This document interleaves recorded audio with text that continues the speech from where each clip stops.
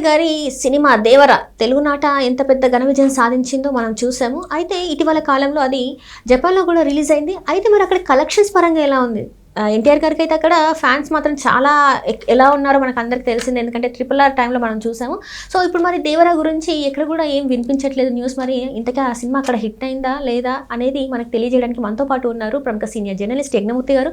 నమస్కారం సార్. నమస్తే సరే సార్. దేవర ఇక్కడ తెలుగునాటనైతే మంచి భారీ కలెక్షన్స్ అయితే సంపాదించి పెట్టింది.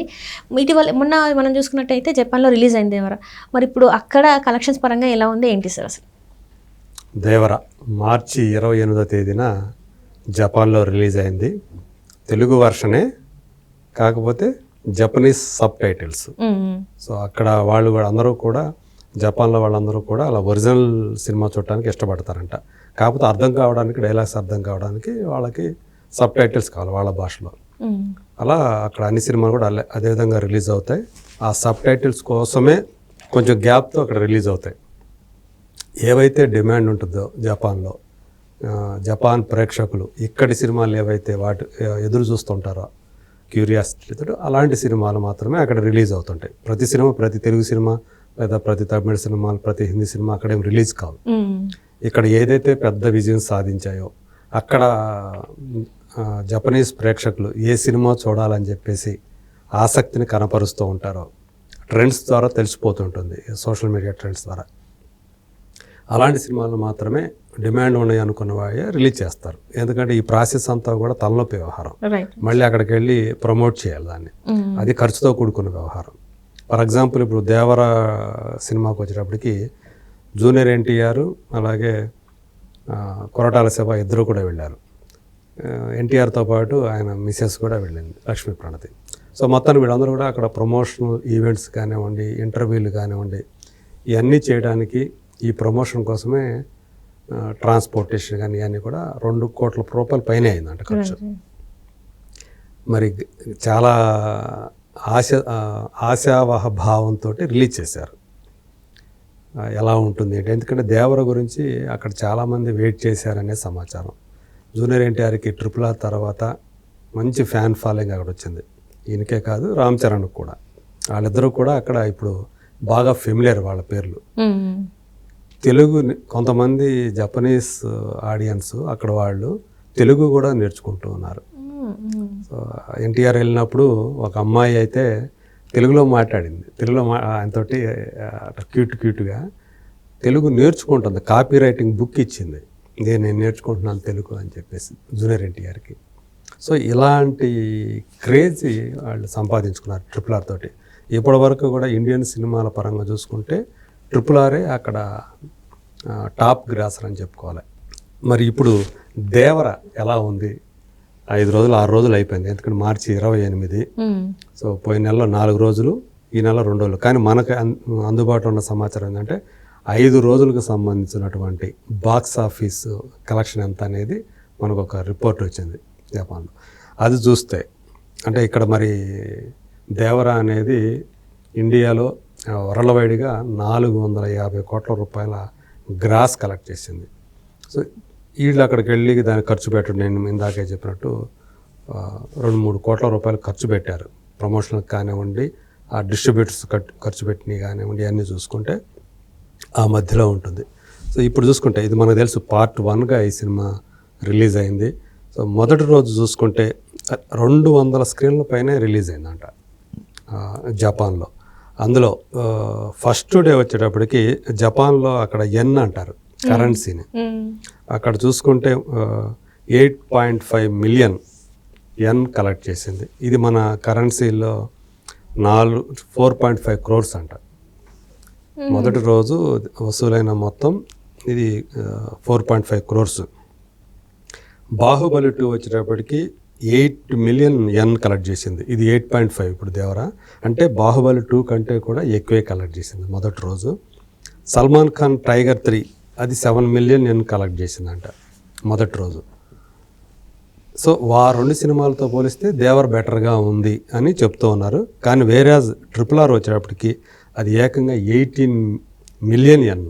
18. ఇది ఇప్పుడు 8.5 మిలియన్. అంటే RRRతో పోల్చుకుంటే సగం కంటే తక్కువ ఉందని చెప్పేసి వస్తూ ఉంది. అయితే ఇది ఇందులో RRRకి ఎందుకంటే రాజమౌళి ఉన్నాడు, మల్టీ స్టార్ కాబట్టి ఆ స్థాయిలో క్రేజ్ సంపాదించుకొని అంతగా వచ్చిందని చెప్పేసి చెప్తూ ఉన్నారు.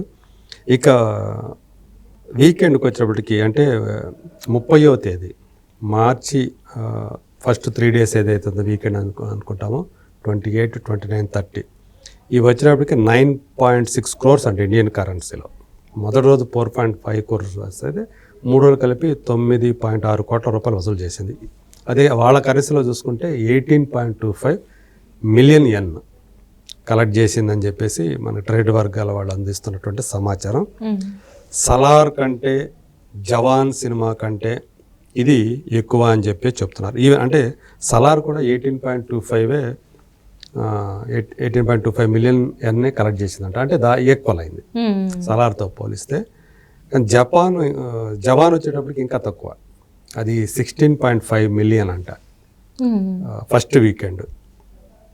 కానీ వీటన్నిటితో పోల్చుకుంటే RRR ఎక్కడో ఉంది, అది first weekend 45 million yen. So ఆ రేంజ్ ఇది RRR అనేది. సో అంటే ఇప్పుడు దేవర్ అనేది పర్వాలేదు అన్నట్టుగానే ఉందని చెప్తున్నారు. సో ఇప్పుడు 5 daysకి వచ్చేటప్పటికి మన దగ్గర ఉన్న సమాచారం ప్రకారం 24.7 మిలియన్ yen కలెక్ట్ చేసింది దేవర. సో 5 రోజులకి అయ్యేటప్పటికి, అంటే 5 రోజులు అంటే మనకి ఏప్రిల్ 1 వరకు మన దగ్గర రిపోర్ట్ ఉంది. ఇండియన్ కరెన్సీలో చూసుకుంటే ఇది 13 కోట్లు అని చెప్తున్నారు. సో అట్లా అంటే 5వ రోజు ఏప్రిల్ 1 అనేది వర్కింగ్ డే, అంటే సోమవారం 3.2 మిలియన్ yen వచ్చింది అంట ఆ రోజు.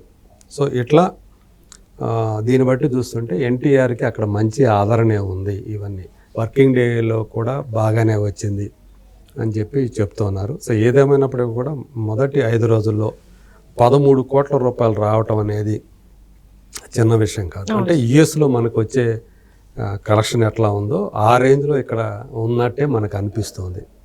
వెరాజ్ ఇంకా అమెరికాలో కూడా ఇంత రాలేదనుకుంటా దానికి ఈ కలెక్షన్.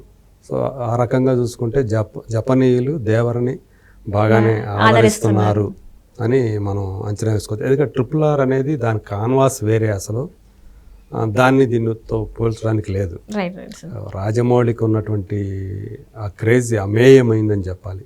సో అందు గురించి, ఎందుకంటే వాళ్ళు ఆల్రెడీ బాహుబలి 2 చూశారు కాబట్టి దాంతో వచ్చిన క్రేజ్ తోటి ఆ RRR అనేది ఆ విధంగా ఆ రేంజ్లో సంపాదించి పెట్టింది కలెక్షన్ని. సో ఇక్కడ చూసుకుంటే సో ఇది పర్వాలేదు, నాట్ బ్యాడ్ అన్నట్టుగానే కలెక్షన్ ఉంది అని చెప్పేసి చెప్తూ ఉన్నారు. సో మొత్తానికి మన తెలుగు హీరోలు, సౌతే కాకుండా పక్కన పెడితే మన తెలుగు హీరోలకి ప్రభాస్ కానివ్వండి, ఇప్పుడు రామ్ చరణ్ కానివ్వండి, జూనియర్ ఎన్టీఆర్ కానీ, వీళ్ళ సినిమాలకి అక్కడ అంటే ఎదురు చూస్తున్నారు, మంచి ఆదరణ లభిస్తూ ఉంది. కాకపోతే ఏంటంటే మనం కల్కి మాత్రం ఆశించిన రీతిలో అక్కడ ఆడలేదు. వాళ్ళకి ఎందుకనో ఈ సైన్స్ ఫిక్షన్ అనేది, అంటే మహాభారతంతో లింక్ చేసి చెప్పడంలో మనకి ఫెమిలియర్ అయినట్టు మహాభారత బదులు అశ్వత్థామ గురించి వాళ్ళకి ఎక్కువ తెలియదు కాబట్టి అది వాళ్ళు కనెక్ట్ కాలేదని చెప్పేసి రిపోర్ట్లు వచ్చాయి. అందుకనే అక్కడ అది డిజాస్టర్ రన్ అని చెప్పారు కల్కి. ఇక్కడ ఇది వచ్చేటప్పటికి ఇది పర్వాలేదు. ఇప్పుడు మేబీ ఇది హిట్ రేంజ్గానే ప్రస్తుతానికి చూస్తే ఆ కలెక్షన్స్ హిట్ రేంజ్ కలెక్షన్స్ అని చెప్పేసి చెప్తూ ఉన్నారు.